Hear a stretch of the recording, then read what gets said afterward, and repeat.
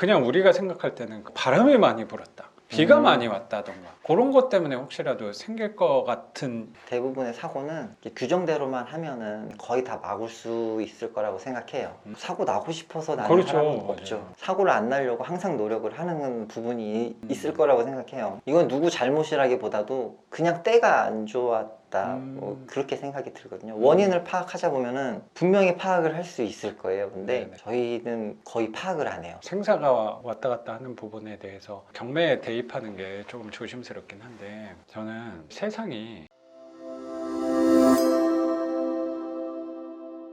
더 크게 만들려는 절대자의 계획이 있었던 것 같아요. 감사하진 않은데 그럼 그때는 약간 월급도 남들에 비해서 좀 더뎠겠다, 올라가는 게. 제가 처음 받았을 때 일당이 65,000원이었어요. 보통은 3개월은 수습 기간이라서 65,000원을 받고 수습 네. 기간이 지나면 일당이 3,000원씩 올라. 그리고 일당에 3,000원이면 또 한 달로 치면 한 달에 한 10만 원 정도가 이렇게 차근차근 올라간다고 보면 되죠. 그의 마지막 때는 9만 몇천 원까지도 올라간 것 같아요. 숙련공이 그러면 되는 거예요? 한 3년 정도 하신 거고. 또 여러 분야가 있는데 그러면 처음 입문은 유리창 닦는 거, 이렇게 닦는 거 맞죠? 네, 빌딩에 매달려가지고 선생님 만나고 나서부터 그렇게 일하시는 분들을 바라보게 되더라고요. 저도 선생님 생각이 항상 나요. 이렇게 계시고. 근데 되게 젊은 분도 계시고 하더라고. 건물 주변을 이렇게 펜스 같이 좀 쳐놓고 물 계속 떨어지니까. 네, 맞아요. 예전에는 엄청 많았어요. 업체들도 많고 닦는 것도 많은데 서브프라임 그때부터 해가지고 그때 일이 많이 없어졌었거든요. 빌딩 청소 이런 것들을 네. 실업자도 많고 어떻게 보면 꼭 지금 하지 않아도 되는 일이어서 그런가? 아마 그런 것 같아요. 그래서 한 달에 일을 3일 한 적도 있었던 것 같아요. 그때부터 또 차근차근 일이 많아져서. 그러면 유리창 청소를 하시는 분들이 많이 보인다는 거는 경기가 나아진다는 조짐이라고 봐도 되겠네? 네. 왜냐면 경기 안 좋을 때는 안 한다며.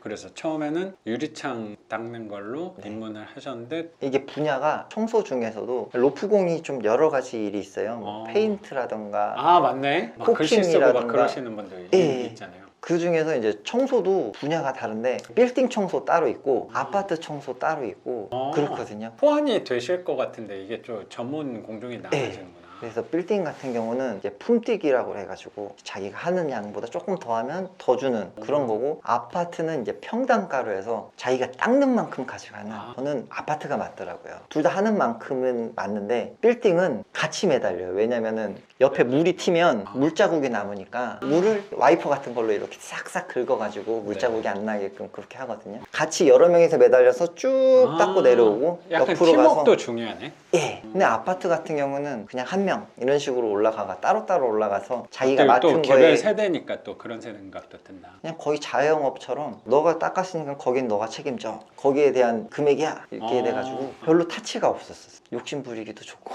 그래서 저하고 맞았던 것 같고, 그러다 보니까 이제 거절을 못 하다 보니까 얘한테 붙여놓으면 초보자들 잘 가르쳐 이러다 보니까 초보자들을 가르치게 되고, 그러다 보니까 책임지는 사장이 되기도 하고 그랬던 것 같아요. 사장이 되고 싶다라는 생각은 별로 없었는데, 솔직히 말씀드리면 그냥 선생님 이미지가 직원분들 한 4, 5명 있는 사장님이라는 생각을 그런 이미지에선 별로 안 느껴지시긴 했거든요. 근데 과거사를 또 들어보니까 선생님만큼 또 잘 맞는 분이 없겠구나라는. 그리고 아까 통화하시는 것도 살짝 엿들었지만 직원분들한테 성심성의껏 말씀을 전달한다는 게 느껴진 것 같아요. 젊은 친구 같다는 생각도 들었는데, 그러면 약간 편하게 이렇게 하면 되지? 이렇게 할 것 같은데 조곤조곤 설명을 잘 해주신다는 생각이 좀 들어서 지금은 업체까지 이렇게 운영을 하고 계신다고 생각이 좀 드네요. 그 수입이 최근부터 늘어났다고 하셔서 작년에 만났을 때는 그때도 일 바쁘다고 하셨던 것 같긴 했는데, 네, 그때는 지금하고 좀 많이 틀린 게 그때는 사실 식구들이 더 많았던 거 아니에요? 아니요, 더 없었어요. 제가 은퇴를 했었습니다. 왜요? 모든 걸 다 버리고 다른 업계로 왜? 가고 싶어서. 여기 회의감 같은 게 좀 들었어요? 저희가 위험한 일이다 보니까 컴에도 좀 나왔는데 사망사고가 좀 있었어요. 같은 현장에서 그런 거를 겪고 나니까 트라우마까지는 아닌데 그럴 것 같아요. 제 소신에 저하고 같이 일하는 사람이 이런 사고를 겪는 일이 생기면 그만두겠다라는 그런 생각이 있었거든요. 그래서 한번 그만뒀다가 마땅한 일이 없어서 다시 돌아왔습니다. 가늠을 해보기도 어려울 것 같긴 한데 들은 게 네. 오래 하는 사람 적은 이유가 사고 나는 비율도 있다는 얘기도 조금 들었던 것 같아서 네. 20년을 하시는 게 쉽지 않은 게 어떻게 보면은 업종 특성상 사고 그런 부분도 있기 때문도 아닌가라는 생각도 좀 조심스럽게 들어요. 네, 제가 같이 일하던 현장에서 사망 사고가 한 번 있었어요. 아, 한 4년 네네. 전쯤인 네네네. 것 같아요. 그런 걸 겪고 네네. 나니까 아 그러면 막 쳐다보기도 싫을 것 같은 생각도 좀 네, 들어요. 두 가지 면이 있어요. 저희는 어떻게 동료이고 같이 일을 하던 사람이 저희도 마음이 아픈데 유가족한테는 저희는 적이거든요. 상가집에를 갔는데 약간 눈빛이나 무슨 행동하는 것 너희는 왜 멀쩡해 이런 느낌을 그럴 수도 있겠다. 그러니까 너무 저희도 속상하고 힘들고 그런데 그때는 제가 사장이 아니라 네. 직원이었고 사장은 음. 따로 있었는데 사장한테 그렇게 대하는 거 보고 저희한테 그렇게 대하는 거 보고 너무 마음이 그러네요. 아팠어요. 그냥 우리가 생각할 때는 바람이 많이 불었다, 비가 음. 많이 왔다던가 그런 것 때문에 혹시라도 생길 것 같은.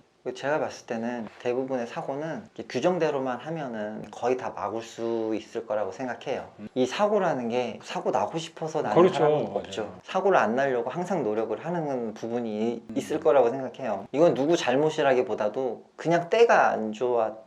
뭐 그렇게 생각이 들거든요. 원인을 파악하자 보면은 분명히 파악을 할 수 있을 거예요. 근데 네네. 저희는 거의 파악을 안 해요. 아, 이게 뭐 때문에 뭐 이렇게 됐다. 네. 대충은 유추는 할 수 있는데 네. 이런 부분을 제가 경매에 대입하는 게 조금 조심스럽긴 한데 생사가 왔다 갔다 하는 부분에 대해서 대비를 하는 게 조심스럽긴 한데 저는 세상이 운이라고 생각하거든요. 교육생분들한테도 자주 얘기하는 게 분석을 많이 해요. 폐차란 이유 같은 것들에 대해서 내가 폐차를 했으면 1등은 도대체 왜 저 가격을 썼을까, 그런 분석을 되게 많이 하시는 분, 내가 떨어진 원인과 이유를 찾아내는 분들도 저는 꽤 많다고 생각이 들거든요. 근데 그런 것들을 뭐 당연히 저도 했었고, 근데 그거는 이런 느낌이 들었어요. 내가 오늘 떨어진 사건과 내가 앞으로 입찰할 다음 물건이 연관성이 있다고 생각이 들면은 그렇게 저는 분석하는 게 맞을 수도 있다고 생각하거든요. 그때 내가 떨어진 물건에 입찰한 사람들이 다 들어왔다 라고 하면 그게 딱 맞을 수도 있는데